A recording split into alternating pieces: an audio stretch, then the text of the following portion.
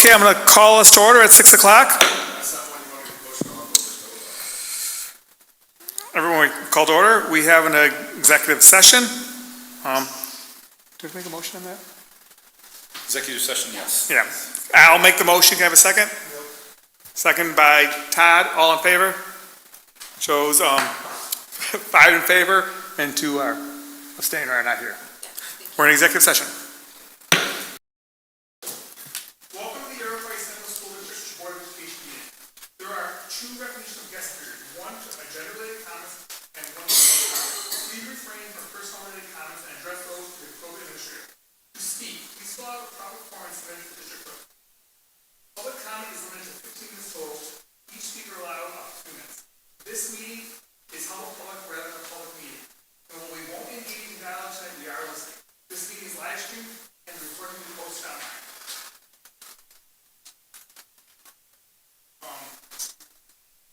Grade level primary kindergarten student, Blake, and second grader, Asher, will say the pledge of allegiance.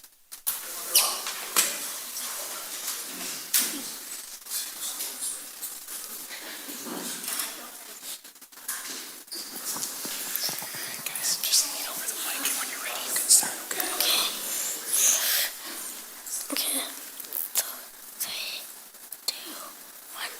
I pledge allegiance to the flag of the United States of America and to the republic for which it stands, one nation, under God, indivisible, with liberty and justice for all. Good job, guys.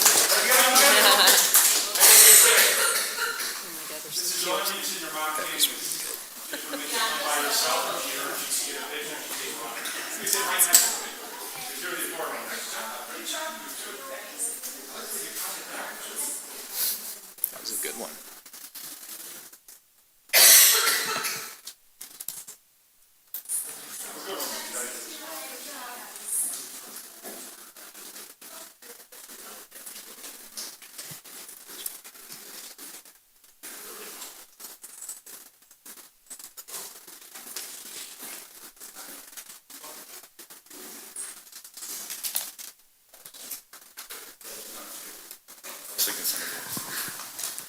Okay, Saffron will speak briefly about her classmates' project experience in AP Environmental. Thank you very much. And I'd love to bring forward Saffron Griffiths. As Saffron comes on up, I want to highlight that this exceptional senior to my right is someone who not only does an exceptional job in her coursework, she's going to speak really well about the AP Environmental class, but she also is a student athlete who works very hard to balance both academics with athletics here at Iroquois, but also outside of school, which has been a big part of her academic career. She also contributes really well with our school environment, with Iroquois Reads and our varsity club. And I think one of the things I wanted to quickly highlight before she launches in here, the last couple weeks, as many people watched all around the world, as we saw 4 incredible astronauts take to space. And one of those astronauts, Christina Cook, came back and she spoke about in one of her after stories the positive experience she had in STEM classes, in particular her science classes and her math classes, and how that compelled her to find a way to thrive in school. And it's one of the things that I think we are extraordinarily proud of with our students and our faculty and our team at Iroquois High School being able to create these opportunities as well. And so with that, and with that inspiration that we had across the whole world, with that, turn it over to Saffron. Hello, as you heard, my name is Saffron. I'm a senior in the AP Environmental Science class here at Iroquois. This past year, my classmates and I have been working with UB professors Dr. Corey and Dr. Small on finding new ways to attack bacteria.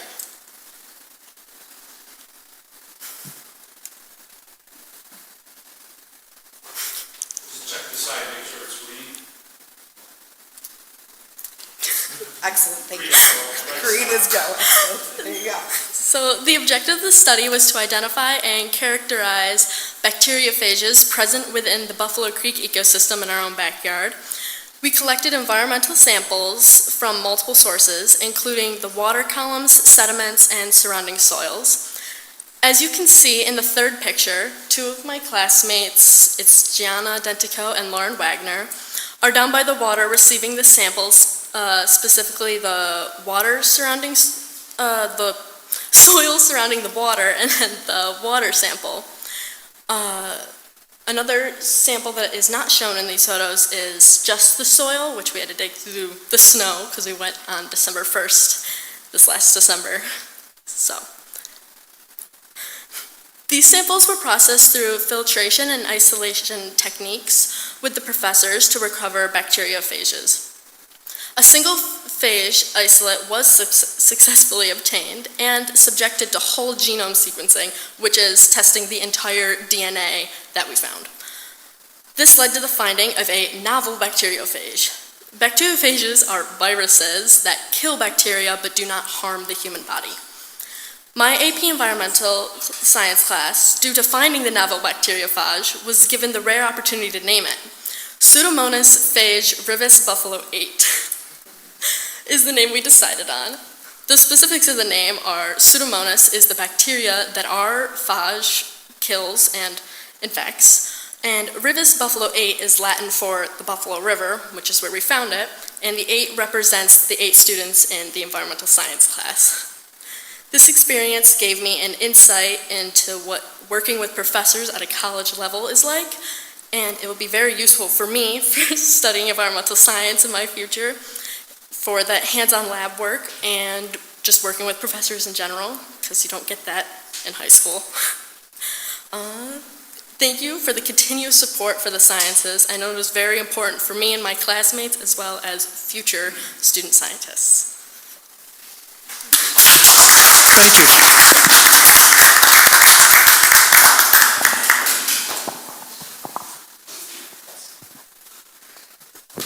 Having taught science, I got to tell you, I love this presentation more than any presentation I've had in my 20 years here. Especially since you found something you got to name. It's like a dream, so congratulations. Now we'll move on to board discussion. John Walski, our business administrator, will give a budget update.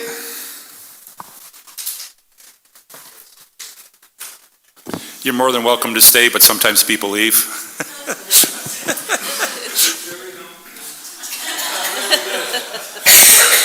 All right, it's on our website, you can check it tomorrow. John, you did it again. They'll watch it later. Going through our vision, mission, no changes, so I'll get through these kind of quicker, obviously.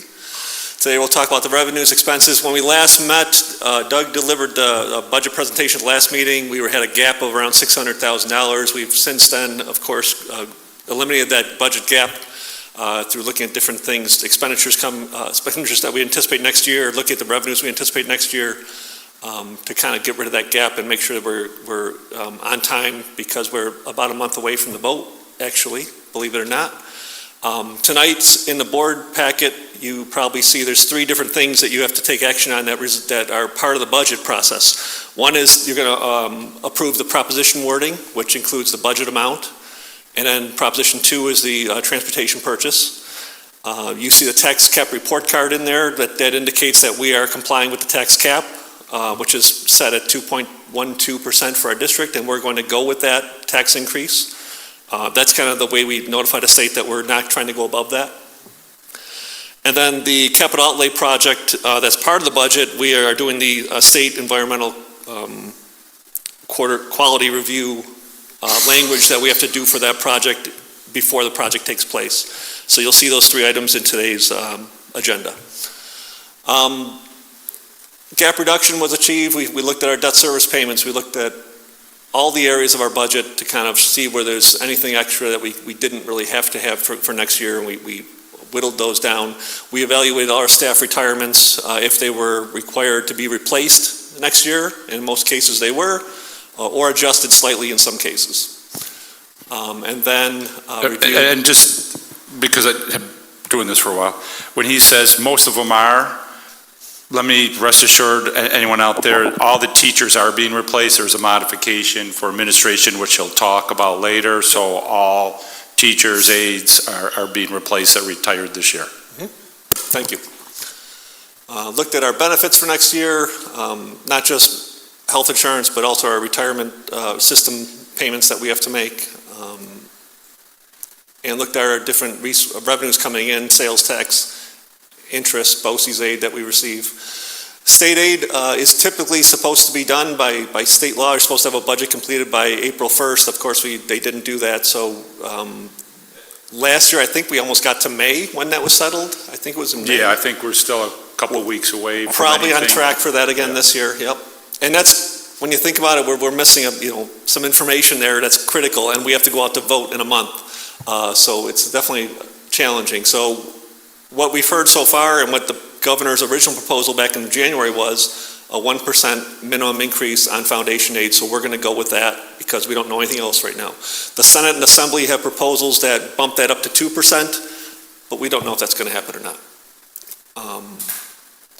So of course, 1% obviously doesn't match the inflationary increase of 2.63% that the state tells us. So our expenses are definitely going up by more than 1%, but that's all we get for foundation aid. Expense-based aids are going to continue with the same formula as previously. So that's good news, bad news. They're going to still reimburse those, but they're not going to really bump more money into that either. So when we look at our other source of revenue is the majority of our money comes from tax levy.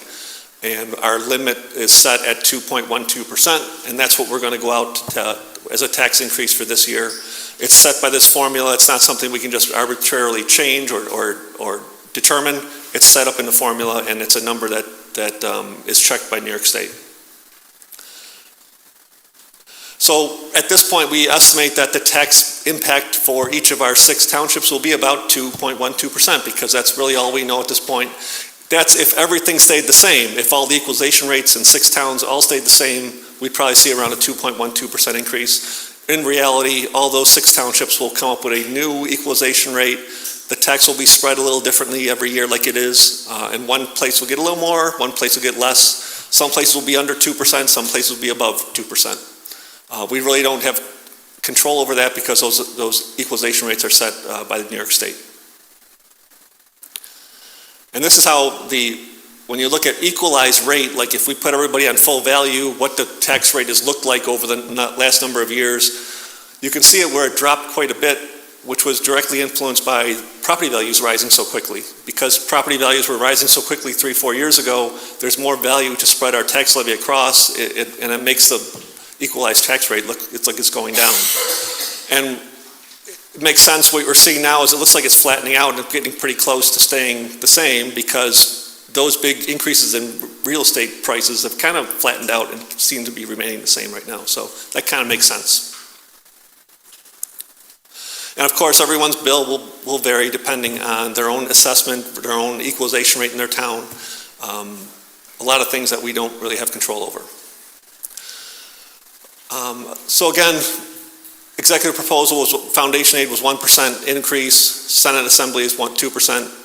And the Assembly is 2% proposed, but they haven't settled that yet, so we don't know where it will land. New York does require a balanced budget.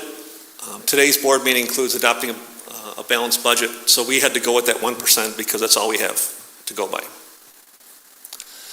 There's a capital outlay project included in this budget, as there is in every budget we've been doing, to kind of get a little bit of work done. At the maximum we can go to is $100,000.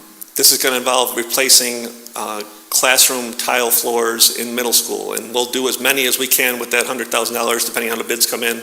We'll get as much work done as we can in the summer of 2027. In the year we're in right now, just to make you aware, there's different things that are impacting us in different ways with our expenses. Computers, student computers especially, where every student in our district receives a computer K to 12. So we have to put those on a schedule and replace those every number of years. We don't typically have them go beyond 5 years because that's when they really start to be a problem for us. But we have to include every year buying on average 3 years, 3 different grade levels of computers. right now going on, there's definitely supply chain issues in that world. We're seeing huge price increases going on in that world, 10 to 20% increases in laptop computers. And then also a lot of people wondering if they're even going to get their computers by September 1st because there's just issues with supply chain. So that's going on, just so you know. That kind of gets us with a higher expense this year than we typically get. Electricity, we know, is going up quite a bit, 20% or more. We had that crazy month of below 30 degrees, so that impacted not just natural gas, but also electricity, because a lot of electricity is created by natural gas, and natural gas had problems with pipeline and different things like that. And now, most recently, we're seeing, of course, diesel. We're all seeing this personally, diesel and gas prices going up, fuel for vehicles going up 10, 20%, and continuing to go up. So we're also getting that this year as well. All these things kind of will factor into, we try to end our year, we try to put $1 million in our capital reserve every year. There probably won't be $1 million this year because these things are kind of chipping away at all that. So we'll do the best we can, and we're trying to control those things as best we can. We were talking last year, I think we talked about, we also knew what was coming was these replacement of cameras in the buildings. We have lots of cameras in hallways and things. We put those in probably 10 years ago. They're all kind of coming due. They're all going bad, it seems, at the same time. And we were wondering how we're going to actually pay for that, because it's going to be a substantial amount of cameras, maybe 100 or 100 plus cameras. We do have remaining money in our 2020 capital project, the project that built the field across the street. We're still working on different aspects of that project, and there is some remaining funds because the bids came in low. We did a good job with that kind of stuff. So there is remaining money in that 2020 capital project that we can replace a big portion of those cameras. So that's really good news. That won't hit the general fund budget. It'll be handled through the capital project. So when we look at our estimated revenues for next year, we told you before the building aid number is going down substantially. That's because we have some building debt payments dropping off. So that makes sense. We're fine with that. Medicaid, just a little decrease in that, nothing substantial. Again, showing our tax levy increase of 2.12%. Our revenues coming in, going up 1.43%. If you take out that building aid issue with the debt service coming off, we'd be in the 2% range or slightly above 2%. So when you look at our expenses, we have to match that, obviously, because we have 1.43% increase in our revenues. We got to have 1.43% on our expenses as well. And that's where you see at the bottom, you see debt service, that being reduced by about 10.5% because that matches up with the building aid. So that's our budget number, 61,248,130. And that's a balanced budget. If we look at our expense areas, we see that instructional expenses are our biggest area. So if I just go a little bit farther on that, within that instructional area, you see the far left, you've got instructional development supervision, that's building level administrators. We're seeing that going down a little bit because of that change we're making at the high school level. And then you see regular instruction and students with disabilities getting the majority of our increases, which is where it makes sense it should be going to instructional programs. Occupational education and all the other ones kind of going up normal or going down slightly in different areas. So the budget we're presenting, no significant changes. We're retaining all these different things that we're used to having here in the district. Not just these things, but of course a lot of other things as well. But these are kind of the highlights of things that we're just proud to say that we offer in this district and we're going to retain going forward. So that leaves us with a balanced budget at this point.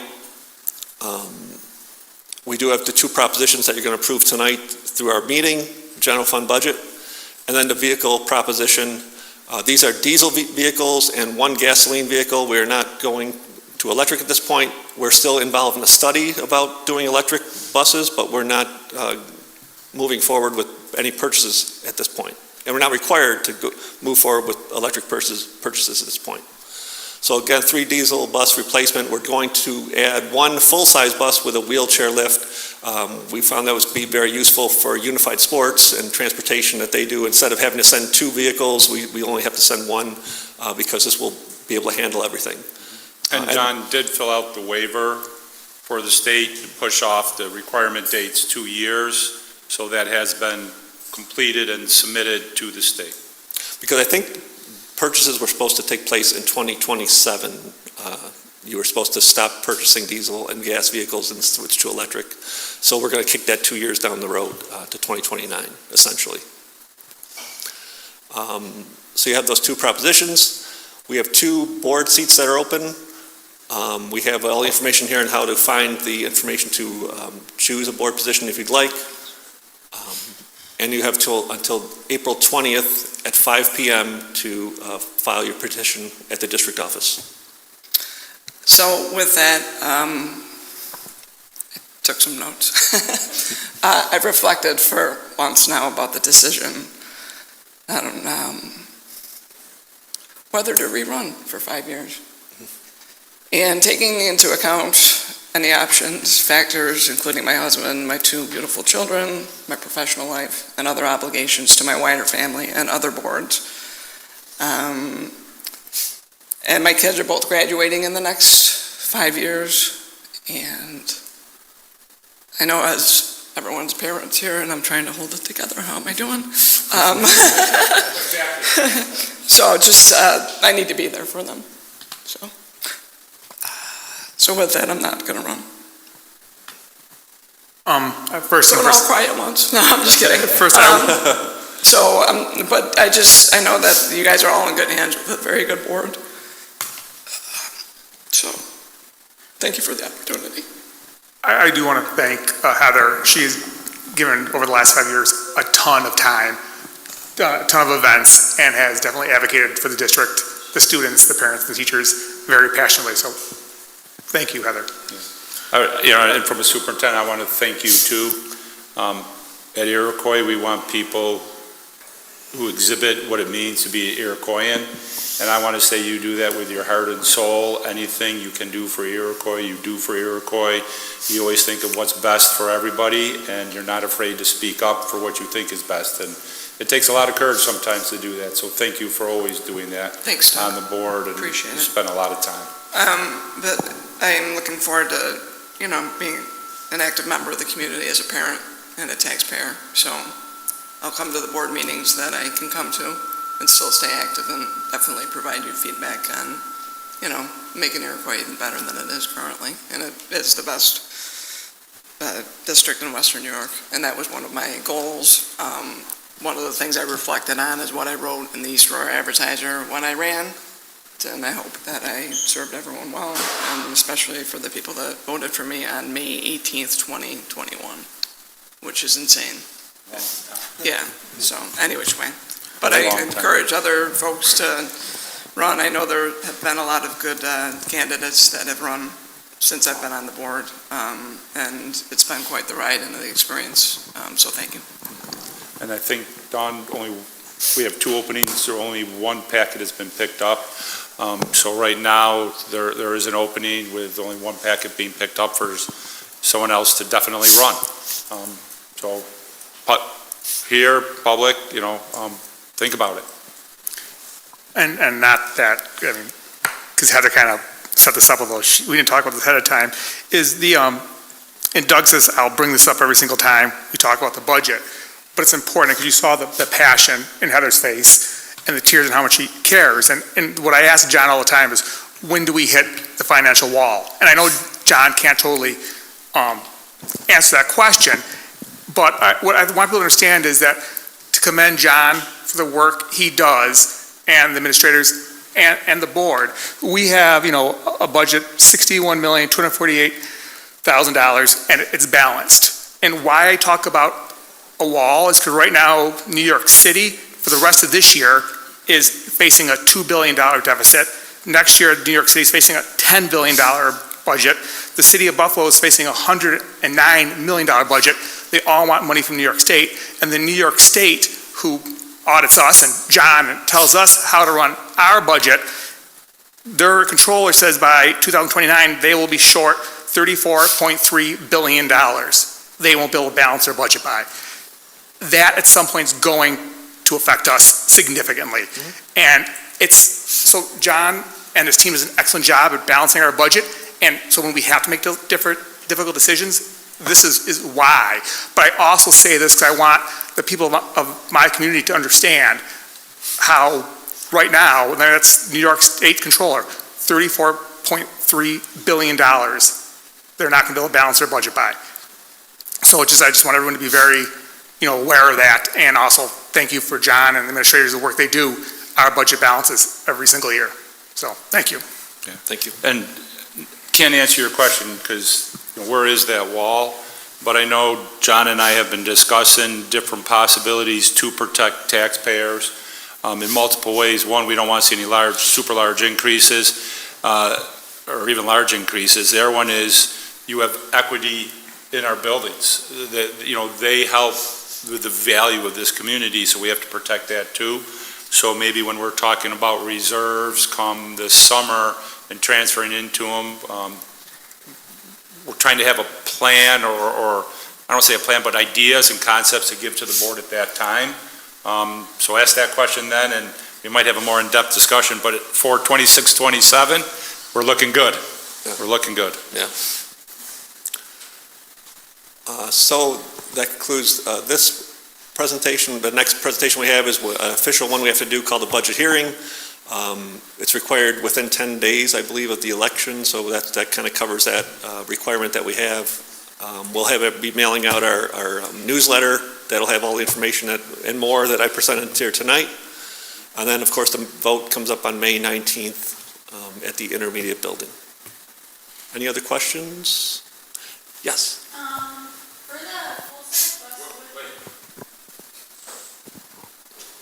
For the full-size bus with the wheelchair lift, how many wheelchairs can it then hold?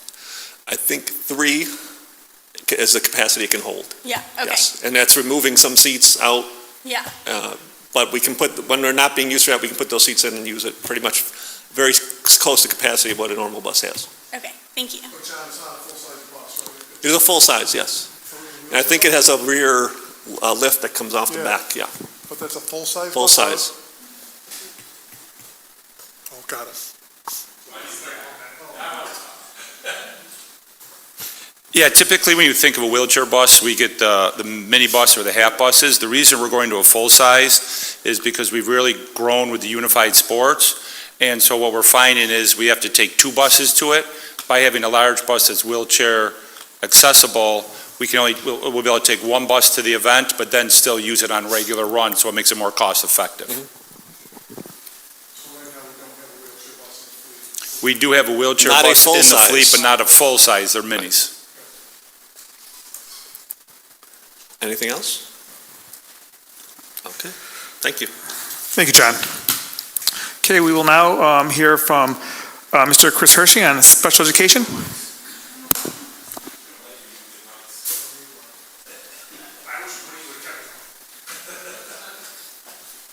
Hi, everybody. I'm also going to do the Family Support Center update. Julie is actually with a client in the situation, not an Iroquois family, but she just texted me and said I can't make it. So I'm going to go over the Family Support Center piece of this as well. Well, wish her, when you talk to her and update her, wish her the best from the board. Oh, of course. And the district. Because it's will. important to take care of family. I will.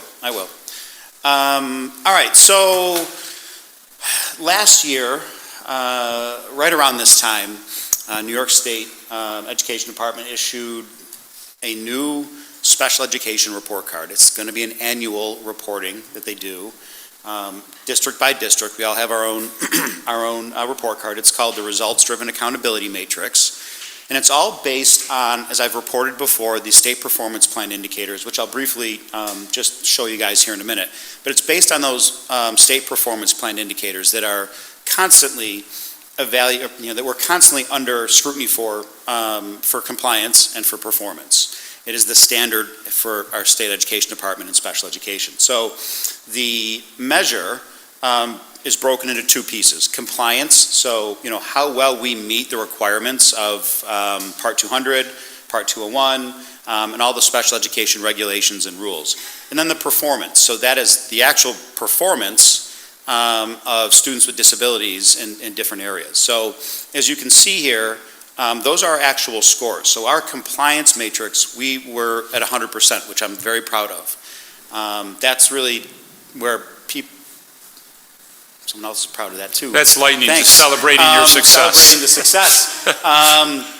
that's where I drive everybody nuts when I'm super on top of them for making sure we dot every I, cross every T, because those compliance things are a big deal, and those are the ones that often trip you up when, there's issues. And then there's the performance matrix. Like I said, we scored 77% there, which is not bad. It's certainly not awful. It just points out some areas that we have to work on. Our overall score is, 87%. Our target is 80.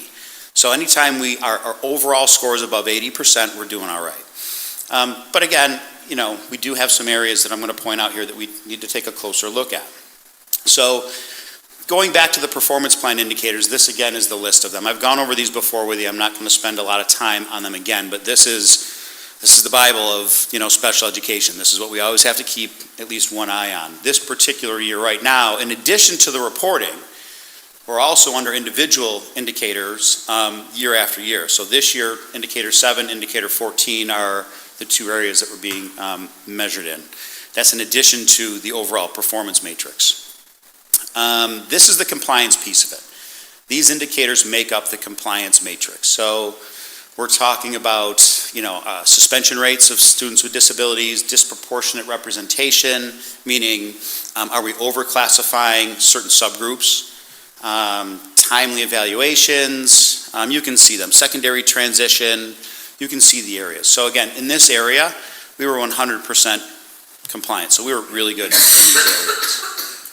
In our performance matrix, right, this is where we had a few areas that we weren't quite as good in.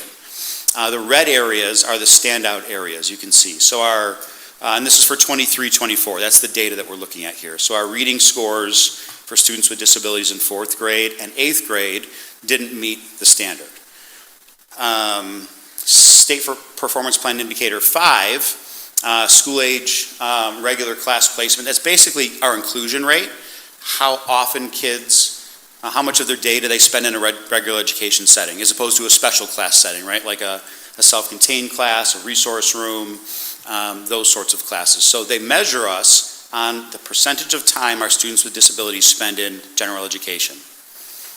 6B is a preschool separate setting. It's similar to 5B and 5A, but that is, we ended up on the red list there, if you will, really due to, it's not clerical, but it's data entry that many districts fell under. So we all had to clean up our data a little bit. So that's not a concern. So digging deeper into this a little bit, again, indicator 3 measures proficiency on our state assessments. So level 3 or 4 on those grade 4 and 8 assessments. We were good for math, but the reading not as much. Indicator 5 again measures the inclusion rate, the amount of time that kids spent in the gen ed setting. So these were our numbers. 3B, which is the 4th grade ELA and the 8th grade ELA, we needed a proficiency rate equal to or above 15.5%. As you can see, we were at 12.5%. On the 8th grade ELA, it's equal to or above 13.75%, and we're at 10%. When we start to look at numbers of kids, because sometimes that's a good way to look at this, if we're looking at, a percentage, with roughly 300 classified kids, district-wide, not including preschool kiddos, that's roughly, a percentage is roughly 3 kids, right? So if you want to think about how many kids away from the mark we are, that's not a bad way to look at it. But overall, these were our numbers.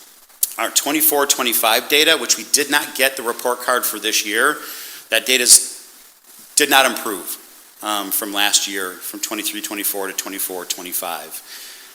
If you look at our State Performance Plan 5A and 5B, that's the inclusion rate. So the minimum standard is greater than 59% of our special ed kids spending 80% or more of the school day in a gen ed setting.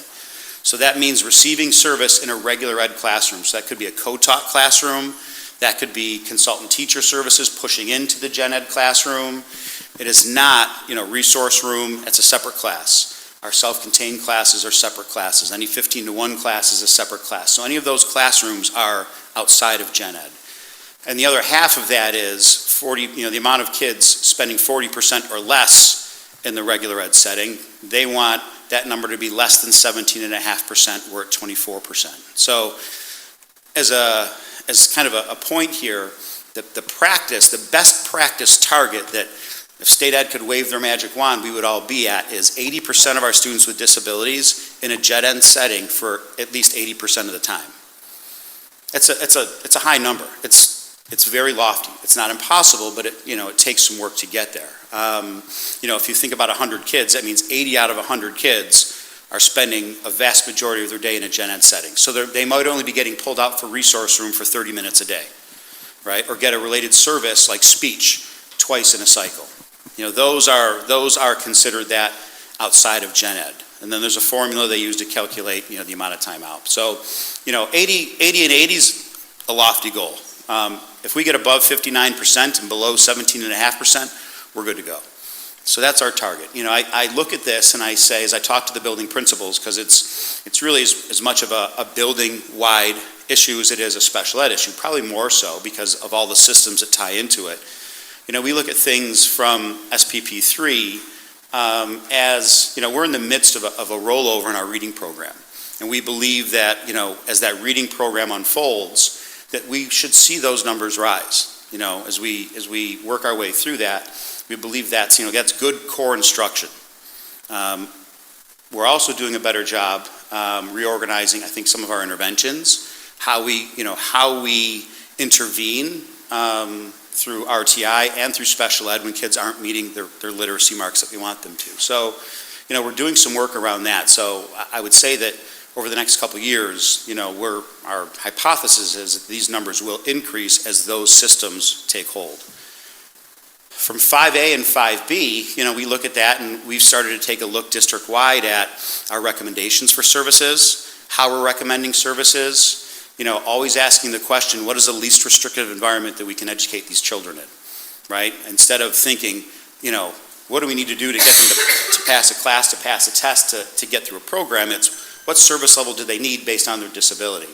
And then making the decision based more on that factor. So, we've got a plan on both sides to chip away at this and improve over time.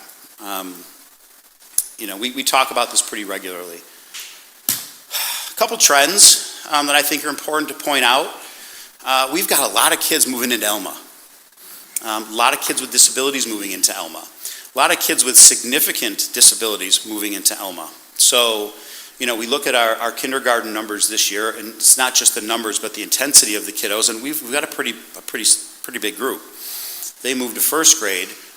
The incoming kindergartners, they're also a pretty big group with some pretty significant needs. So I've talked with Pete quite a bit, and now with Katie about how we're going to address that, and we've got some ideas on how to bolster things there to make sure we're covering all of our bases with services. But it's disproportionate to Elma as opposed to our other two primaries where our kids are, our families are moving into. There's a huge rise in 504 requests due to mental health needs.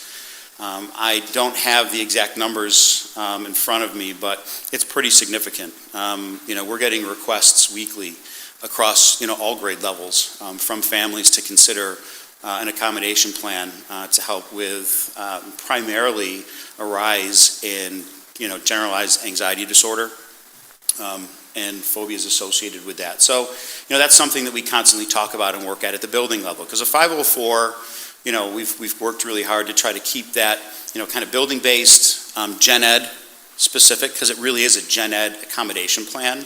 We try to separate special ed from 504 as much as we can, as much as reasonable, because it's really a gen ed service or support. The other thing that's really been an issue over the past few years, and this is not unique to us, but hiring related service providers is becoming a huge challenge. Speech, OT, PT, they're just not out there. We just, closed a posting for the second time for our speech opening. The first time we had no applicants. Second time we only had 2. So that's a challenge, and that's area-wide.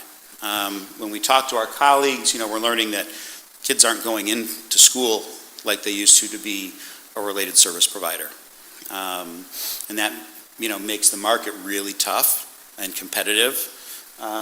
So, we struggle a little bit.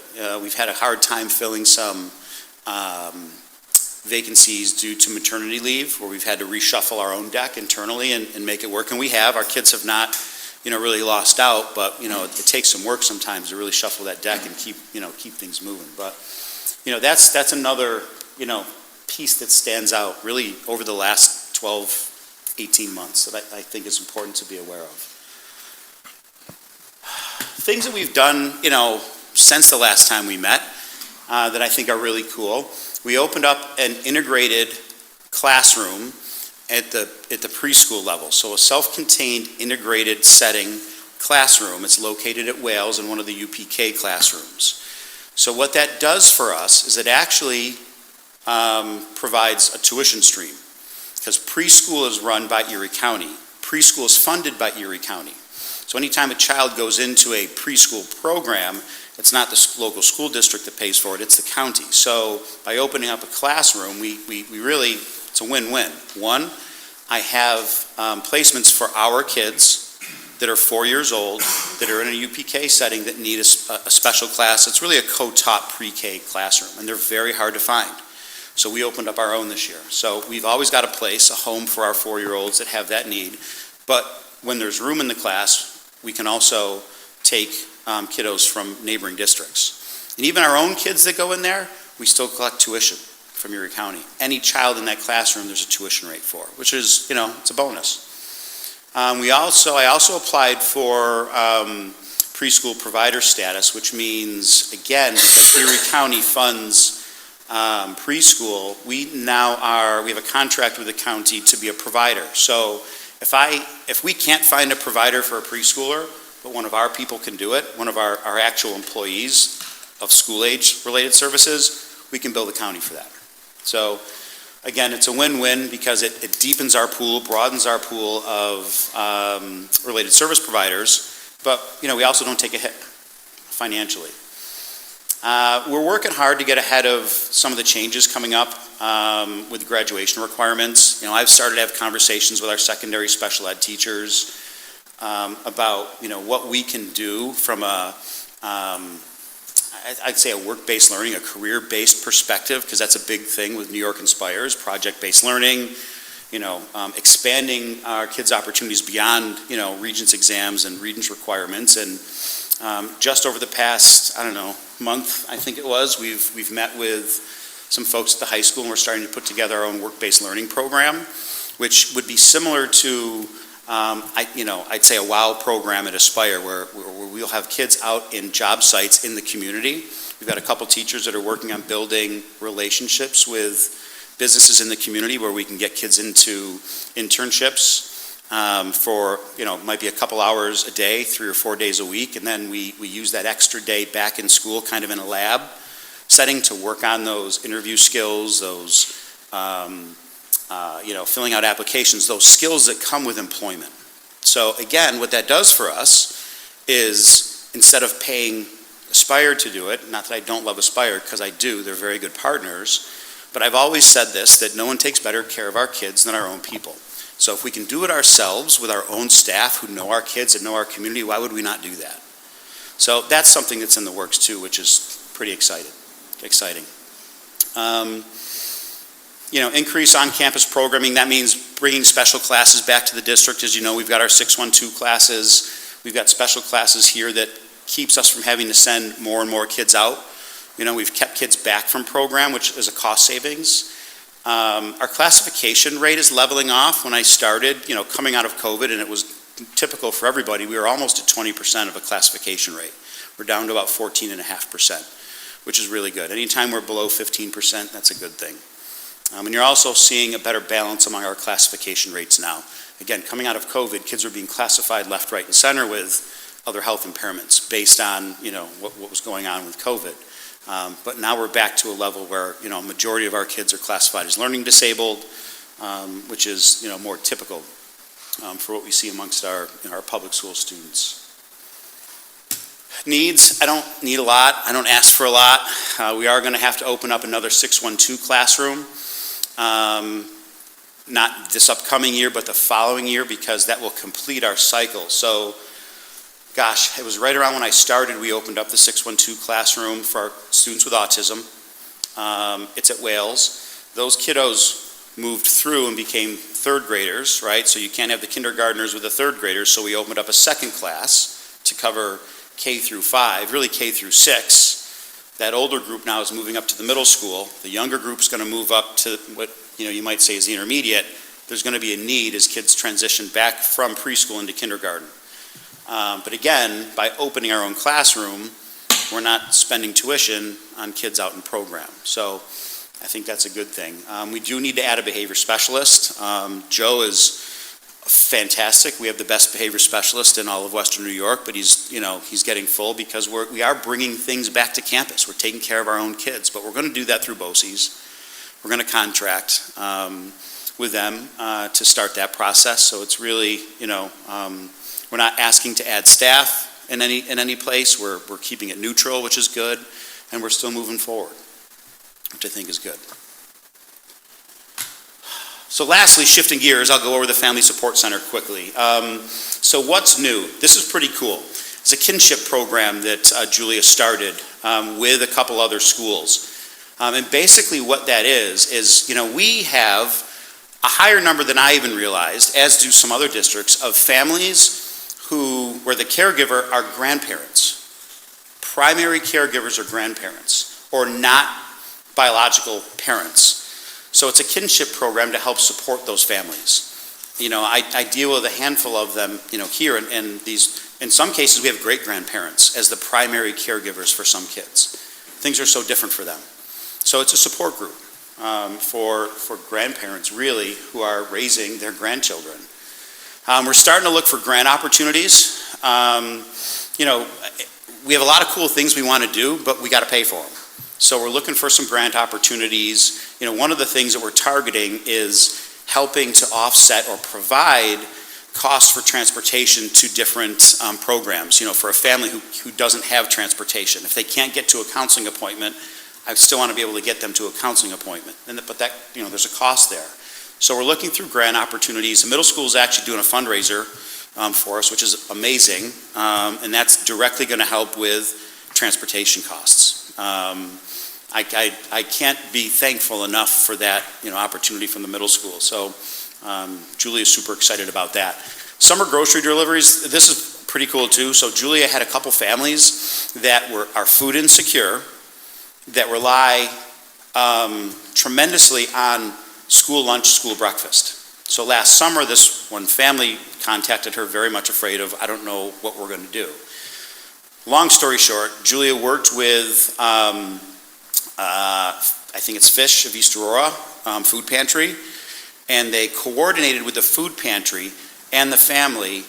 So twice a month, the family was getting their food from the food pantry, and Julia actually she worked with the family and with the food pantry to get the food, pick the food up, and get it to the family. Super cool. A lot of good stuff. What we're looking forward to, adding another clinician to the main campus. We've got one here now. We've got over 40 families that we've referred to our outpatient therapies since September. So we need to add. Main campus needs another one, so we've got another one coming in probably to start next school year. We are adding counselors to the primary buildings through improved insurance approvals, which means we have our counselors working on taking many different kinds of insurances so we can cover the bases with all of our families who need it, Medicaid included. When you say clinicians and counselors, it's not we're adding new staff to the Iroquois Correct. Staff. It's outside agencies that have offices within our buildings for individuals. Like, for example, we've got Violante as a provider. They've got a therapist in primary buildings. We've got Horizons on main campus. So yes, thanks for clarifying that. It's outside providers that use our space to provide services to kids. And Julia's working on doing some different after school and out of school time informational opportunities with families, and she's pairing up with some other local district family support centers so we can pool our resources and pool our time together. So a lot of cool stuff going on with a family support center. I wish Julia could be here to share that herself because it's really all down to her and the work that she does. I really have had almost nothing to do other than just be there for her to help support her and her needs. She just runs with it all. It's incredible.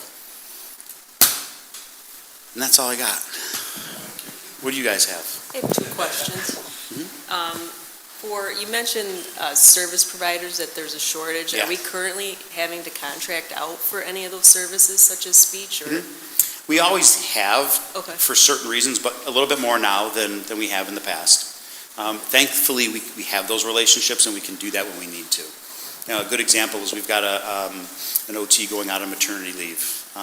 And, I was able to get a sub through a contract. Through a contract? Yeah, I mean, honestly, though, our OTs and our PTs are contracted anyways. It's only our speech providers who are employees of Iroquois. So we do contract for OT and PT, which is very common. And what support is Access VR providing? So Access VR is huge. Like Nicole Dreschel is really our core, our transition person in the district, and she works very closely with Access VR. So she spends time getting all of our families who may even be remotely eligible linked up with Access VR. She's got an Access VR counselor that she works directly with to work with the families and create eligibility if there is any chance they can be eligible. So they're providing your kind of typical Access VR supports, which could be, in some cases it's transportation, right? It's, their job, as you know, is to, help kids gain employment and stay employable. So we've got one family, we're actually trying to link up with them now to provide adult job coaching when they leave here. Because we've got a couple kids that are on that cusp of being 22, so they age out and they don't have everything in place. So we're working with Access VR to get job coaching or vocational training into BOCES, because BOCES will take adult clients through Access VR. So, Nicole's working, quite a bit with those families and Access VR to make those opportunities happen. Thank you. Of course. Just one comment and one question. First of all, I just always want to call attention to the wonderful work you do and that you're doing the family support center, and that what Julie does is kind of unique. It's not totally unique, but it's kind of special to what we do at Iroquois. And even, I'm glad you give the examples of those fish of where we do try to go the extra mile. I guess the 2 question I have is when you said, I know the goal is 80% of the time in general, and when we're working towards that, we're not there yet. Is there one particular big headwind, or is it just a bunch of different things that makes us giving us difficulty in that area? You mean that improves that? That improves our rates in that area? Yeah, what's slowing us, is there one particular thing that's slowing us down, or is it just a bunch of different things? I think, honestly, some of it's mindset. I think we need to change our thinking a little bit around students with disabilities and the best ways and most appropriate ways to support them, because we all want to wrap our arms tightly around all of our kids that struggle. But sometimes we have to take a critical look at, is the service necessary or is it nice? We fall into that trap of sometimes doing it because it's nice and it's helpful for the kid, but it might not really be necessary. And in some cases, it's almost more debilitating because we are over-servicing kids, making them more reliant on a system that they will not have access to when they leave here. So I think that is an area that we're looking closely at, it really pulling back on those services we're providing in special classes in particular, that really might be overkill and, not necessary for that student. That's not atypical, in a school setting. No, thank you. It lets us know that you have a handle on it. Yeah, I feel pretty good about it. So I'll piggyback off of what Jim had said, because that area is a little bit subjective, right? Over-servicing or under-servicing, right? And if you're over-servicing, you're taking resources from someone that really does need the service. Question really I have goes back to slide 7, where you had all your metrics there, and directly asking, are those the right metrics we need to be driving towards, or are those a nice to have? And it was the slide that had all the red metrics, right, as far as, and I'm sure you can recall because you built the slide. It's not necessarily about the specific metrics themselves. More of the question is, are those correct? Because incrementally, and I've watched you move this program from 0 to where it is today. One more slide back. There it is. Well, it was close. That one? Yeah, that one. Yep. And so I think you've done an amazing job, and to Jim's point, it really is helpful to have that. But I'm looking at these, and maybe the community is also looking at them and saying, well, they're all red. Like, what is the metric? Is that right, or is the state a little bit off? And so how would you respond to, those metrics being red, but yet we're doing all these good things? Here's the thing. Bottom line is we're doing good things by all kids, right? And I can sleep really well at night knowing that our teachers take phenomenal care of our kids regardless of the red, right? I do think what it does for us, though, is it creates a talking point, and it creates almost a leverage point to ask ourselves, hey, yeah, we're good, but are there places we can be better? I don't look at these numbers. None of this worries me. The ELA, the reading, maybe a little bit, but when you look at, and I don't have the numbers, I have the numbers, but I don't have them here. When you look at similar schools, we're not that far off in many cases, right? So compared to our peers, it's not terribly alarming, right? But for me, it's more of an opportunity to ask where and how we can improve what we do. Sure. I don't know if that answers the question or not. I mean, I look at these as improvement opportunities as opposed to, oh my gosh, we're in trouble, we better circle the wagons quick. Yeah, and it really drives to the deeper thought that I had, which is more along the lines of, are you driving towards a metric? Are you driving towards service to the kids or to the families that need that? Because we can get wrapped up in metrics and, oh, this is good, no, this is not good. And the community can also look at it and say, well, look at, you're not hitting the goal, what's going on? Yeah. And that's really where sort of my questioning was coming from, to Understood. make sure that, you're actually doing the good things that are being impactful. And that is the bottom line, right? I've been in situations before where we've been targeted for different things, and I've said, but hang on a minute. Look at what we're doing and look at how we're doing them, right? And which oftentimes this does not paint the whole picture, which I think is kind of what the point is. We're always going to do what's best by kids, and if these numbers don't get where I want them, it's not the end of the world. But I do still think that we can do a little bit of both. I don't want to leave any kid behind in any way in any of this. And I think that's kind of the bigger picture is, it's not just about are we hitting the metrics, are we meeting the kids' needs. I don't want to leave kids behind either, by not being able to provide a service because we're doing it too much one place and not enough in another. Sure. If you can click to the next slide. So trends is the next one. Just maybe it's my own personal thing. Yeah. Write explosion in their school. I probably wouldn't do that. Okay. You can probably write some other some other descriptive word there. Yeah. But I want to point that out. But what I'm asking really as far as trends is more along the lines of what are you doing tomorrow for tomorrow, right? Because clearly there's a hiring issue, and that's more broader, and we can go into other areas that we struggle with. Yep. Is that on your radar? Yeah. And what is your roadmap to sort of bridge the gap of the trends that you're seeing? Because these are the leading indicators to tomorrow when the numbers may or may not pan out and we're still under. So I really kind of want to know, what are you doing about the trends? Yeah, so, and I can talk about each one individually. When we talk about Elma, again, that's constant conversations with Katie now, but, and Pete, and how to make sure, again, it kind of goes back to the conversation of how are we allocating our resources, and are we allocating our resources most effectively? Are we overstaffing or overstaffed certain places where we can reallocate staff to Elma? Pardon me. So how do you measure that? And I don't know if we got time to go through all right. because I am sensitive of time, and I could probably go for the next 20 minutes. Yeah. But I think the takeaway here for me is, and I'll go back to what I've said repeatedly, it's measuring what you have and not just having conversations. Yeah. You have your insight, which is the data points. You have your inferences, then coming back, but then you have action. And I don't think we can unpack all of that now. I just want to know I can give you a quick example, though. I mean, it's, when you look at the numbers of classified kids, and let's just look at our primary buildings, just as the comparative here. You look at the numbers of kids at Wales and the number of kids at Marilla versus the number of kids at Elma, and you go, all right, how many staff members do I have allocated to each of those three buildings? And, what are the needs of the kids? Numbers aside, what's the intensity of need?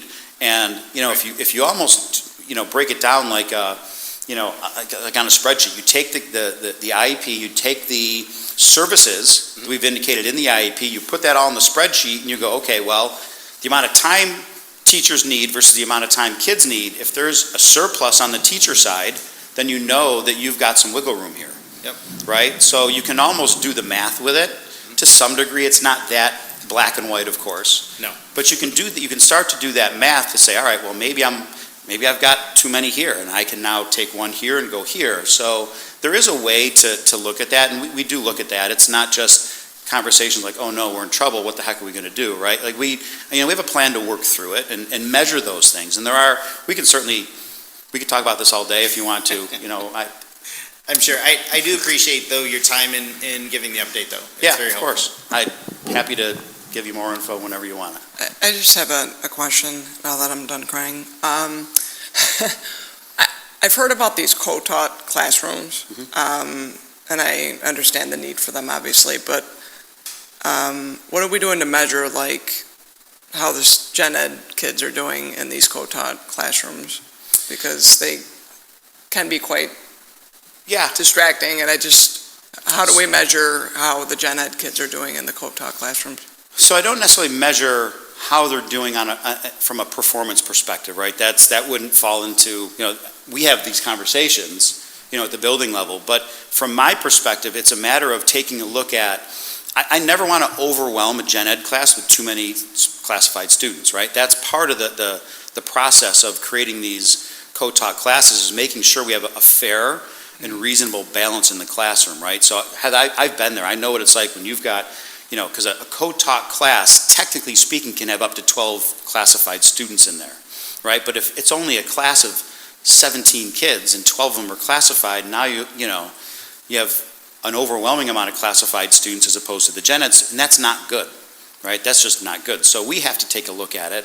We've worked this year at the high school level to again, look at our resource allocation and how can we spread the wealth a little bit to get the numbers of classified kids down in the co-taught classrooms to make sure it's, much more reasonable. And then, of course, we always look at the needs of the kids, and if the needs of the classified student outweigh the ability of a co-taught environment to provide what they need and to provide to the gen ed kids, because that's always a conversation, right? You can't throw that out. Then we adjust and we look to service in other areas. Okay. I don't know if that answers the question or not. It did. Thank you. Thank you so much, Chris. You're welcome. Thanks, guys. Thank you, Chris. Now we'll hear from Mr. Matt Jacobs on data privacy.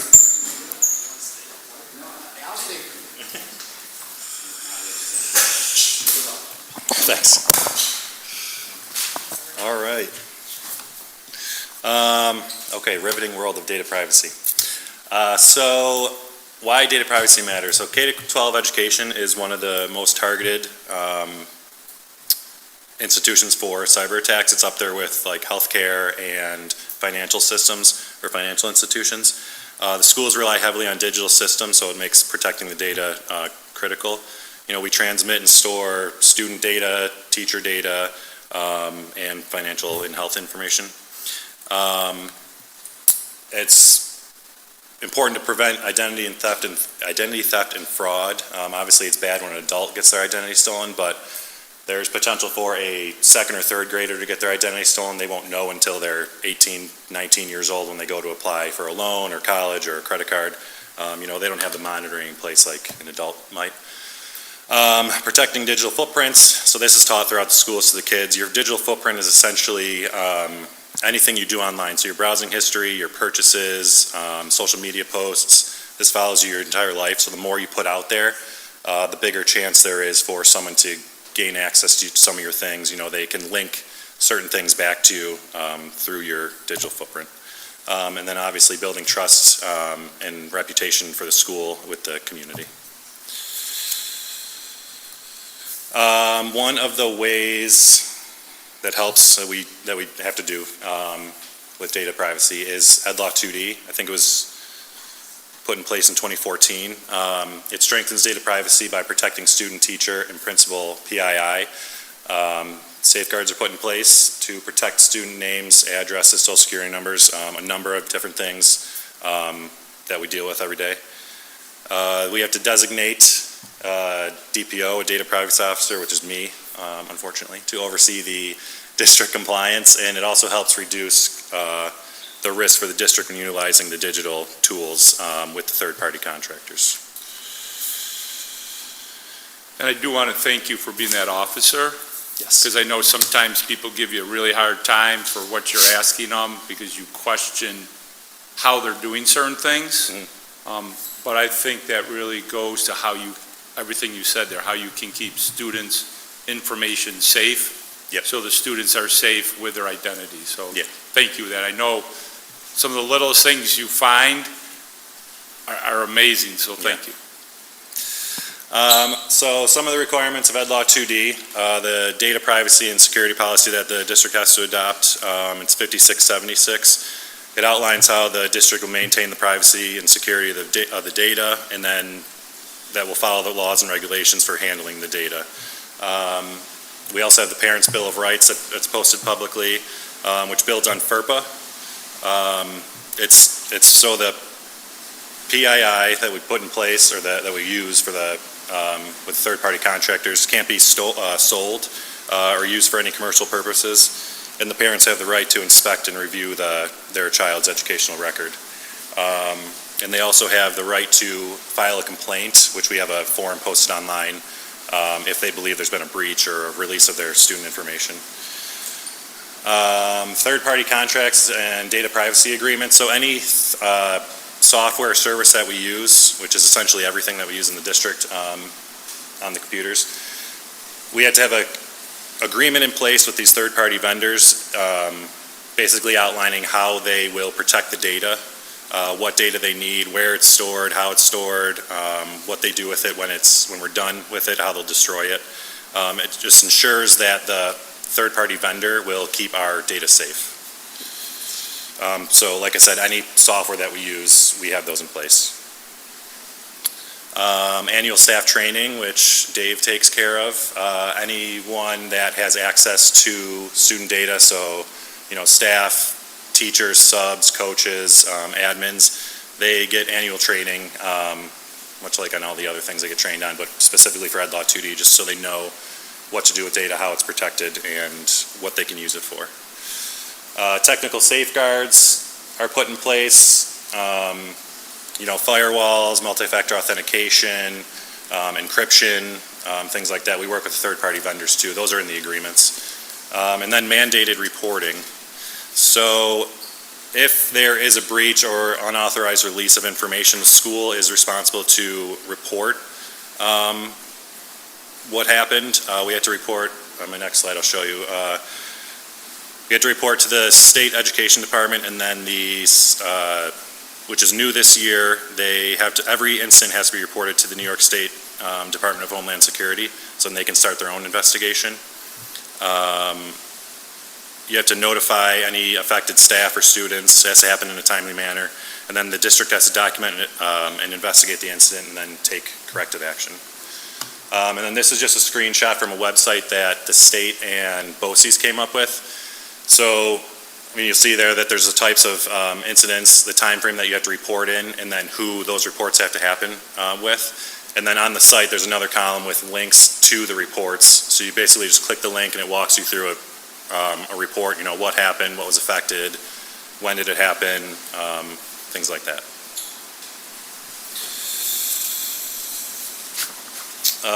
And then with Ed Law 2Ds and this cybersecurity framework, so each of these columns is a different category, and then the subcategories underneath are what the district has to go through.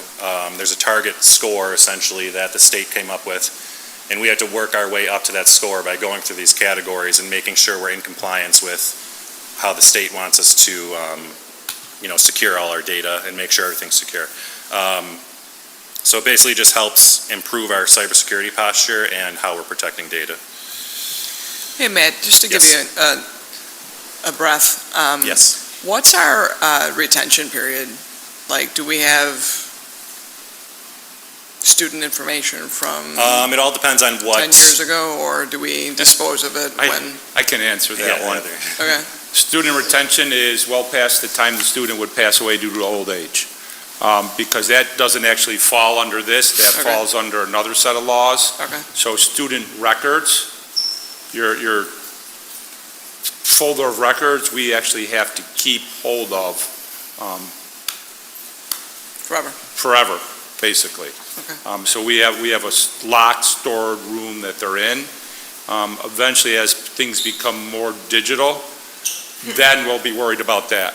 I don't know what you're laughing at. Oh, yeah, I have your records. Bob, Your records are actually not in the vault, they're in my right-hand drawer, just in case I ever need a favor. These are just one drawer? No, I cannot. I actually had to buy a new cupboard.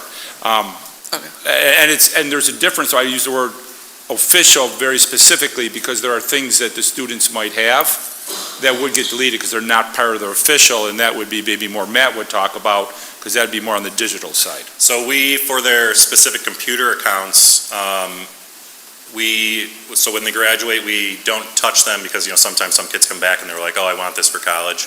We don't touch them till like late August. We'll disable their computer accounts, and then after that, I believe it's 90 days that their like OneDrive files will be purged. Okay. But that's just their like actual schoolwork. And then as far as with individual programs that we use, those are all different depending on the contracts with the vendors. So it's all outlined in the contract with the vendor, but if we have an agreement or we're using, I don't know, Land Sweeper or Land School is the only thing that's coming to my mind right now. We have an agreement with Land School and we stop using them at the end of the 2026 school year. It's in that agreement on what they have to do with that data once we're done with that contract. So they either have to give it back to us or delete it or, whatever. It's all outlined. So those are all dependent on how long we're using the program for. Okay, thank you.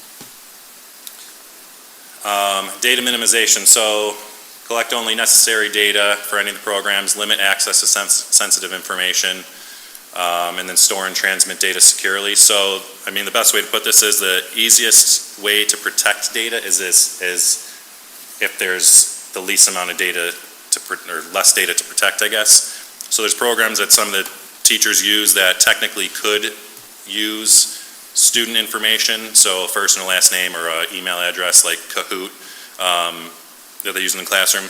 They don't technically need to put any of that information in, so we don't have to have an agreement. There's nothing to protect because there's no information being put in there. So if there's programs that they can use and not put anything in, that's obviously better because there's nothing to protect. Some of the more popular cybersecurity threats facing schools, phishing emails. We see these every day. A lot of them get held up in our filters. Some get through. Our teachers are really good at knowing, recognizing, reporting them. Ransomware attacks, compromised accounts, and unauthorized access to systems. And then on the next slide is some of the things we do to prevent these things. So we manage staff and student devices through Intune. It's a cloud-based mobile management software. It allows us to push out software. We have basically full control of the computer. Push out software, push out updates, security updates, patches. We can remotely control and wipe the device if needed, if anything ever happened to it. We use group-based web filtering in iBoss, so we're able to block anything really, but more in terms of this is malicious sites, anything with malware. Those just get blocked automatically. We're continuously adding things to the block list. It's honestly a full-time job. We always say it's really never the first line of defense. There's a zillion and one websites.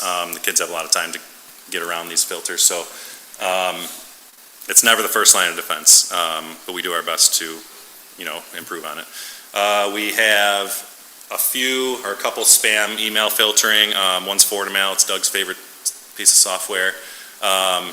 An email will come in there. You guys probably use it too. An email will come in there if it's got an attachment or a malicious link, just basically to let the teacher or staff member go in and review it and release it if they want. And then we have a Microsoft level filter that if it is actually malicious and gets released from that one, it'll get held up on Microsoft's end. We monitor all email messages and emails and Teams messages through a program called Microsoft Purview. So basically any email from staff to staff or staff to student or student to student, as well as team messages, goes through this scan. We're not looking at them, but it goes through this scan in the background and it gets picked up on if there's inappropriate content, harmful content, self-harm. It'll get held up in this filter and then reviewed. Will get sent to the admins and reviewed by them. We monitor all the cloud computers and servers in another Microsoft software. So basically they're all sitting up in this program and they're scanned daily and then compared, those scans are compared against any vulnerability that's out in the wild right now, and then we get an itemized list for each device on what would need to be fixed or changed on that computer. They're all a lot of just different settings, different security settings. So I work through that all the time. We keep a long hardware and software inventory. It's always changing. The guys actually just went through on break and we're working on that. It's a lot. We got to know who has what to be able to push out updates and, keep track of all that. We review and approve educational software prior to the use in the classroom. So this goes back to Ed Law 2D and the third-party contractors.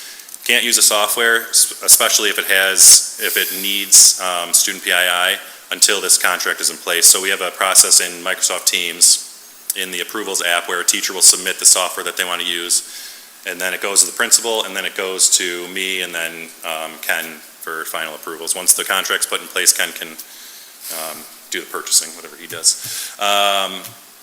We have secure logon requirements and password policies. The passwords have to be so long, too long to some people. We change them every 3 months.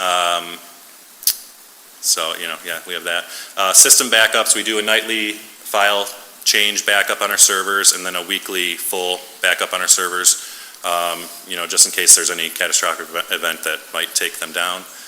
We have backups.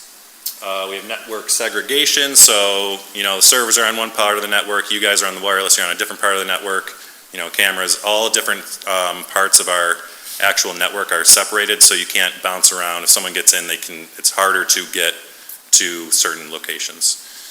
We limit access to different systems based on staff roles, so, maintenance has access to the HVAC system, no one else should have that. Certain people have eSchool access, certain people don't, things like that. And then we work with BOCES. We're part of a cybersecurity we pay into, and part of it is vulnerability reporting, which goes hand in hand with the Microsoft MDR. Monthly, they scan our entire system and then send us a report with the highest level vulnerabilities that they see on our network that then we go and patch. So then they're not open anymore. So I have two questions. Yes. I'll start with the easy one. Can students install anything on their laptops? They shouldn't be able to. There are certain programs that install in locations that we can't restrict. It's going to be like a long answer, kind of. You can So give me the short answer. we manage all that, and so we have approved software that we install, but then there's programs that install in a folder that let's say Microsoft or Firefox, for instance, it installs in a folder on the computer that allows it without admin credentials. So then when we find out, we see it all the time, kids installing these programs, and then we go back and retroactively block them. So even though they install it, we then block them from accessing it after it's installed. Okay. It seems If kind that makes sense. of risky to allow them to. There's certain things that it's just based on where the program gets installed that makes it hard for us to block everything. Okay. It's a lot better than it used to be, though. Yeah, it seems kind of a virus or something got installed. Yeah, so that's where that scan comes in place. Every day we see we get kids come down that, nothing serious, but mostly adware. So they'll either go to a site, gaming sites, there's a ton of them, they're riddled with ads, they'll click on one of the ads and then adware will get installed on their computer. They'll come down because they're getting pop-ups, we'll wipe their computer and. Okay. Yeah. And then the second question, in the world of artificial intelligence. Yes. How are we protecting and monitoring data from being exposed outside of the school? So a lot of that is education. This kind of goes back to the filters. The first filters, not the first line of defense. A lot of that's coming from the teachers. So there's a specific, I think we have, I forget what it's called, School AI. So that is our only actual approved AI software that they can use. And it's basically the teacher can create the AI that the students are using. So the only access they have, to whatever they ask it, is based on what the teacher tells it to give to them. And then the teacher educates them on how, don't put your information in here, don't use this AI. We block 99% of the different AI programs, or try to at least. Okay. All right, thanks. Yep. But, it's important. We can only block and control what happens on the school devices, what they do on their home computers or their Correct. home phones, their home tablets, they could use any AI that they would. That's correct, yeah, they can go home and do whatever they want. Yeah.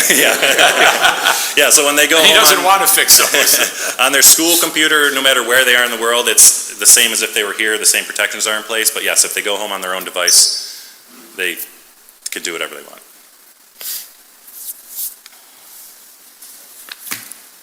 Thank you. Yep, thank you. Thanks, Matt. Okay, now we'll hear an ITech update from the students who went to the Washington DC trip.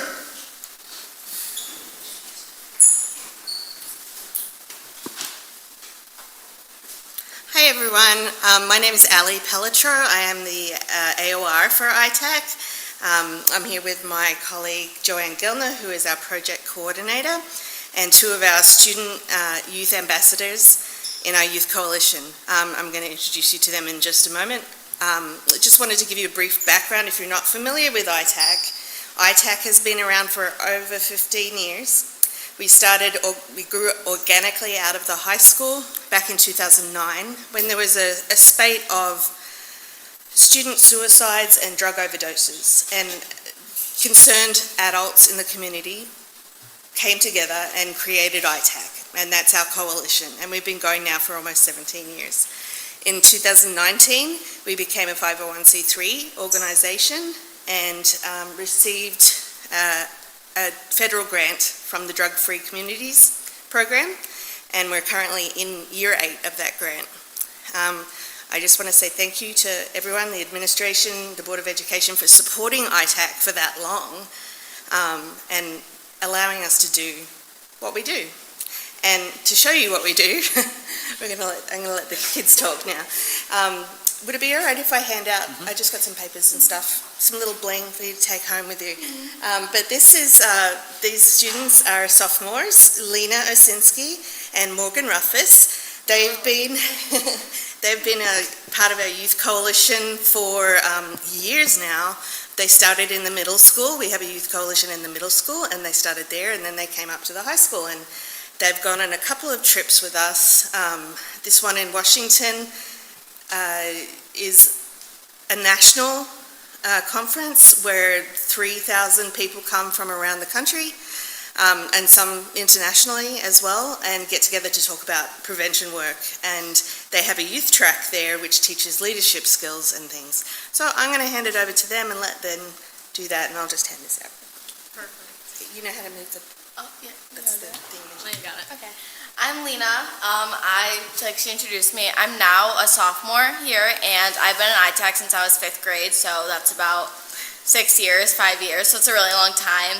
I've definitely grown through the program. I'm now the president of our club as a sophomore, which is a pretty big accomplishment. Morgan's a vice president, so very big accomplishment as well. So thank you for taking the time to listen. Okay, so we went to this conference and we attended a lot of meetings, first of all, but throughout the 4-day training, we went to like these huge meetings with these like professional people who have experienced things and worked through prevention, and the training not only focused on preventing substance abuse, but also how young individuals can develop confidence, communication effectively, and take initiative to make positive changes within our school and community. We went to workshops, and it helped us just really build strategies, and we got to collaborate with many different people from all over the world, Puerto Rico, New Jersey, everywhere. So that was a really great experience, and it really helped us gain valuable life skills to know, and we're really excited to use them in the future. What we presented, so like she said, we went to like 4 meetings a day. Some were big and then some were individual. And this one meeting, it was like let's do a community skill. And ours was ice skating, because ITAC every year hosts an event at the East Row Ice Rink to get the community together. And that's pretty much what this meeting was all about, and we used that idea.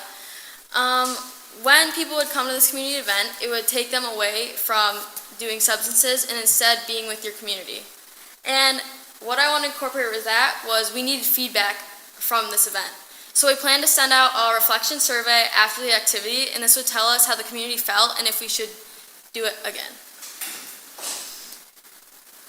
Here are some photos from our presentation. That's me and Morgan. I don't know if you guys can see that. That's us holding our poster in front of, I think, a group of 35 kids. So each group got to create an idea.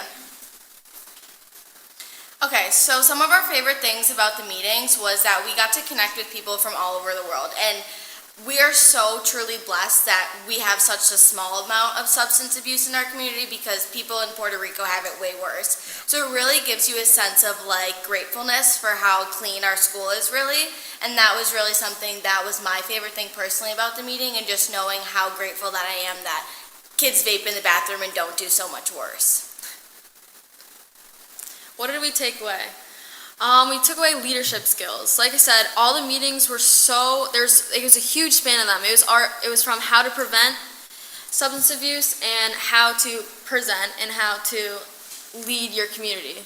So we took away activities to host for after-school dances, because as we know, there's issues with going places and substance abuse after that. So maybe we could host something like that. And how to decrease the usage of substance abuse in our community. All right, so how we stepped out of our comfort zone. So we had many opportunities to do this. On this trip, we practiced communication skills and used them when meeting peers from different parts of the United States. We also had chances to present to other groups and practice public speaking. So all these situations we really used, and we'd see people walking around the hotel. We'd introduce ourselves. We learned something about them. So we really learned everything from, I think, everyone we came in contact with. So what made this trip great was a lot of different opportunities that we had. We had the great pleasure of getting to know so many different personalities and learning how other people think and approach different social strategies and situations that occur with vaping and substance abuse. We also had the opportunity to connect with another local coalition, which was the Alden School District. It's 20 minutes, 15 minutes maybe away from us. And that really gave us a lot of data and a variety of different data for Western New York. And we also got to explore and visit different historical landmarks that are extremely significant to the United States itself. So, what we brought back. So, we also went with Trey, Jackson, and Brad. They're also sophomores. They couldn't make it, but I could kind of talk for them. So, we attended a focus group about men's mental health. Me and Lena kind of walked in because we want to stick as a group, and we didn't really know what to expect. They didn't either. They talked a lot of key topics, really sensitive topics, and we kind of did touch on this with Trey, Brad, and Jackson, but we obviously are girls and we couldn't relate to all of them. After the meeting, the boys talked together and decided to start a mental health group in the high school. They haven't started any meetings yet, but they spoke to Dr. Genestri and are starting to set up meetings next year. So that's pretty good. It's a huge accomplishment for them, so we're very proud of them. This is kind of this is just kind of what our day-to-day would look like. So we would get to choose what meetings we thought would be beneficial for us, and we chose this one. So I think they go from 9 to maybe 5. About an hour and a half. Yeah, each session. So we did a bunch of interviews with different people and we got posted on social media. Those are some of our pictures. And we met a bunch of different youth coalitions as well as adult-based coalitions. And we experienced different interviews throughout the training. We were asked questions on how we prevent substance abuse in our community and what we do to how we help them and use that as a necessity, and how we encourage it to maintain substance free. The girl next to me, actually, she's from Puerto Rico. Yeah, that's how we've been referring to it. And we met her, the first day, and then we saw her more and more times, and she really became a part of our group. It was only her and her adult ambassador, so she really stuck with us, and we got to know her really well, and I think some of us are still in contact with her.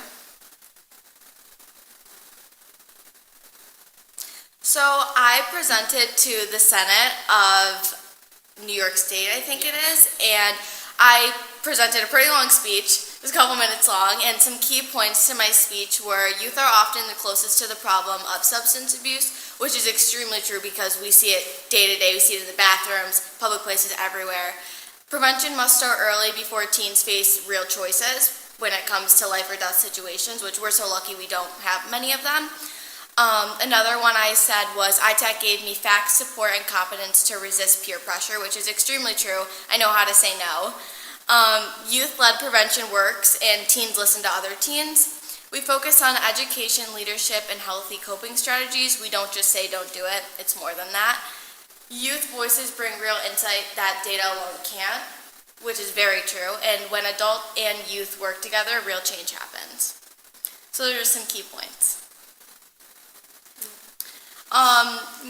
To touch more on this, I talked to the representative in the center, and I worked with another local girl from Alden, and we got together and we put a speech together. We each presented differently, but we both worked together, and it was really great to put our voices together and form strong statistics. So I'm very lucky to have that opportunity. So our plan, as we said, they made that club, but adding on that, we want to do a little bit more for ITAC. So one of them would be host a youth-led prevention event at our school, which I think we've done a few times here and there, but we could do more and incorporate everything we learned. Present to middle school students about the dangers of substance abuse, which we've done this, I think, for the past 3 years, I want to say, and it's really worked well, but I think we could add a lot more to it after like everything we learned, and really, we learned a lot. Increase awareness through social media campaigns, which we still do, but we want to add a little bit more into that. Meet with local representatives to advocate for youth prevention policies. Train new ITAC members using the skills we learned, which I feel like every day when we run into people, we just want to be like, oh, you should join, and just using and encouraging them. Really advocating for the coalition. Organize Red Ribbon Week activities with a stronger youth voice. Create student surveys to understand how we can do better. Job preventing substances abuse in our school. And after we host events, we'll send our reflection surveys and our plan accordingly by the turnout, which is what we really learned in one of the meetings, and like how important that is. And how we will take action, we will schedule a meeting with the school administration to share what we have learned, and we will set specific goals for next school year, especially assigning leadership roles within ITAC, creating a timeline for events and outreach, and really do a better job at improving and reflecting and tracking like our feedback. So thank you. This is awesome. We just want to thank our chaperones and everyone here for taking the time to listen to us. We really appreciate it. We work very hard. So we just want to thank you all. Thank you.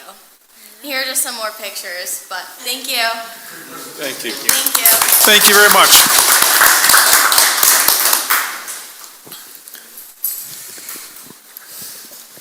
Thank you so much. Thank you. Thank you for all you do, That was very too. cool. Thank you. Did you have any questions? Thought I was more No. Okay. Just encouragement to do what you said. I'm interested in the goals and when they all get developed. Now we'll briefly touch on the exit survey at the vote.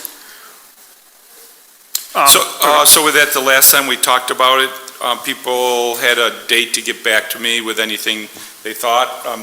No one got back to me, which does make sense because some years is not that big question, so why ask people to do something if there isn't something we're looking for? I don't see a reason then to push forward with it for this next year. I think we keep it and review it every year. I don't want it to go away. I think it's something great we do, but right now we're kind of solid with everything we're doing, and we have a good direction. So I would say, actually don't have an exit survey because I didn't receive anything. Yeah, I would agree. If it's meaningful, but just to have one to check the box devalues it as a tool. So, All right. We'll then move on to the superintendent report. So as part of having a UPK program, every year we have to go out for an RFP, request for proposal, to see if there are any agencies that could help support, improve our UPK. We did send one out. We did send out an RFP. We got one response back. In reviewing that response, and Pete will help me anywhere I misspeak, we reviewed, had discussions. We had some concerns about the amount of time the children spend in it, but ultimately the greatest concern, I think, was certification. Yeah, it's a requirement if we're running a UPK program through our district that we have a certified teacher running the class. And at this point, the respondent did not have a certified teacher on staff.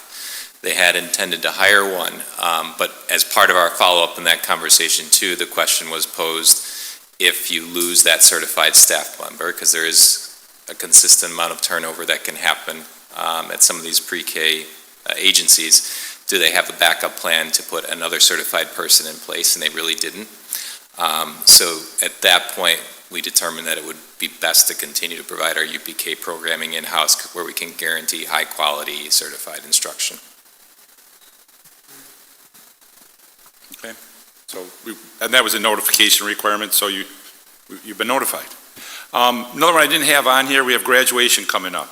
Typically, the president speaks at the graduation, but they might also offer that to someone if they have a senior. I reached out to Todd, and Todd is going to do it. He's excited about it. Look at him. We talked about it. He knows he's got a half-hour time he's got to fill. That's it. So, yeah. What did he say, 3 minutes? Yeah, so Todd and I talked about it, and we're good. All right, so Todd will be the speaker. Looking forward to it. No, sorry. It's one of the things we do each year. I apologize. Recognitions. So with that, athletics, Kendall Justice of varsity basketball, ECI Players of the Year. Congrats to the following athletes for earning character athletic of game during the winter season: Unified Bowling, Kaylina; boys basketball, TJ and Ryder; girls basketball, Addison, Brooke, and Shauna; wrestling, Riley and Alex. And Terry Kunick used to be a board member here. Just a special thank you to him. He is still going around. He knows every single student. And thank you for the coverage and honor to our students. Switching to art department. Let's see if we did any other sports. No. Art department, congratulations to our art department, which has been selected one of 25 schools across New York State to receive the New York State Art Teachers Association Vision Endorsement. And what it does is it recognizes K through 12 visual art programs. So the Vision Award is demonstrating strong commitment to sequential standards-based art instruction while prioritizing individualization, equity, accessibility, and meaningful student engagement. What does this mean? Really short, go to one of our art shows. There's always one coming up, one like in a month or so, and I get the honor of going there and selecting one of the submitted visual arts. It's amazing what our students do. And this is just an award recognizing all the activity and work that not only the teachers do, but the programs, the teachers, the instructions to ensure all students have access to high quality visual art experiences. A little more of that, 9 students from the high school recently participated in the Area 1 BOE Student Art Challenge. Over 270 students gathered to compete, and Iroquois students won the following awards. Intermediate category, Kiva won first place, and Keating won second place. In the advanced category, Samantha won honorable mention, so congratulations to them. Music, we're switching over to performing arts. The senior high, all county, we had 10 students get accepted to be part of these elite ensembles: band, Caitlin, orchestra, Jamie and Hazel, chorus, Emmeline, Lydia, Kating, sorry, tongue-tied, William, Charlotte, Ireland, and Chase. That's a great accomplishment to get selected to that.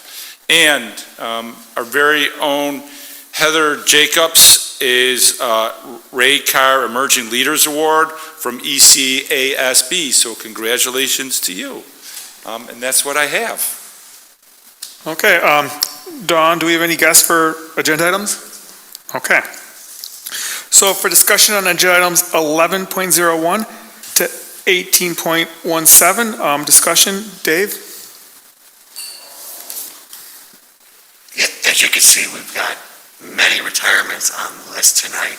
I'm not going to go through them all tonight. We're going to be celebrating them real soon, honoring them in upcoming board agenda. You can see we got some great teachers and teacher aides riding out into the sunset. But I would like to thank Brenda Scherer. She's on the list tonight for her years of dedication and service to our students here at Iroquois. But then also welcome Abdel Velasquez, who will be joining us as a Spanish teacher here at Iroquois. That's all I have. Okay, is there any other discussion? Okay. Moving on to consent agenda. The basic purpose of the consent agenda is to act upon routine matters in expedition manner. Items placed on the consent agenda are determined by the board president and vice president in cooperation with the superintendent, and those which are considered common in the operation of the district and normally require no special board discussion or debate. Board members have the ability and the responsibility of reviewing the consent agenda ahead of time. A board member may request that any item on the consent agenda be removed and inserted at appropriate place on the regular agenda. The president will present the initial motion followed by a request for a second. Is there any request to withdraw an item?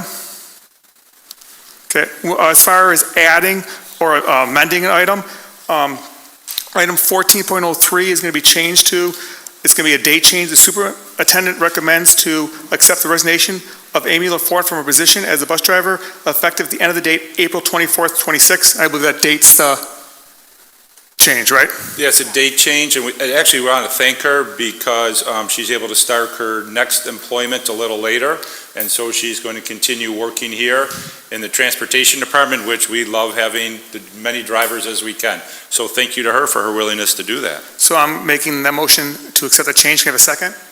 Second by Bob. All in favor? It shows that we have, oh my God, 6 in favor and 1, no, are we all here? 1 absent. 1 absent. I'm sorry, Henry's absent. Okay, so that motion passes? Yeah. Okay. I'm making a motion to accept the consent agenda. Can I have a second? Second by Todd. All in favor? We have 6 in favor and 1 absent.